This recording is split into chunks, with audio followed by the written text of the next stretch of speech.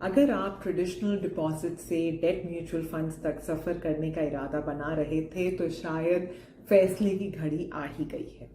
फिलहाल 31 मार्च तक date funds में किए गए हर निवेश पर long term capital gains tax लगेगा 20% का, वो भी इंडेक्सेशन के बाद, अगर आप कम से कम 36 महीनों तक बने रहें। 36 महीनों से कम के निवेश पर तो वैसे भी आप अपनी ब्याज दरों के हिसाब से ही टैक्स भरते थे, लेकिन 1 अप्रैल से डेट म्यूचुअल फंड्स में किए गए किसी भी तरह के निवेश पर आपको अपनी ब्याज दरों के हिसाब से ही टैक्स भरना पड़ेगा। यानी इंडेक्सेशन का फायदा जो महंगाई के इम्पैक्ट को कम करता है, वो फायदा आपको 1 अप्रैल के बाद नहीं मिलेगा।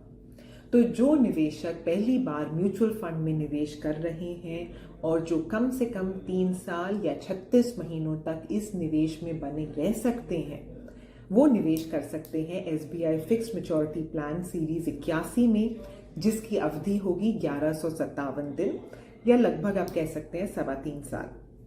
3.25 साल का मतलब है कि आपको 3 नहीं 4 साल के इंडेक्सेशन बेनिफिट मिलेंगे। लेकिन आपको ये पता होना चाहिए कि FMP एक क्लोज एंडेड स्कीम है। इसका मतलब है कि FMP की अवधि खत्म होने तक आप अपने निवेश को तोड़ नहीं पाएंगे, रिडीम नहीं कर पाएंगे। आपको ये भी पता होना चाहिए कि इस FMP में आपका प्रिंसिपल यानी जो पैसा आपने निवेश किया है वो मीडियम या मध्यम रिस्क पर है। तो अपने फाइनेंशियल एडवाइजर या टैक्स के सलाहकार की सलाह जरूर ले लें। म्यूचुअल फंड निवेश बाजार के जोखिमों के अधीन है। योजना संबंधी सभी दस्तावेजों को ध्यान से पढ़ें।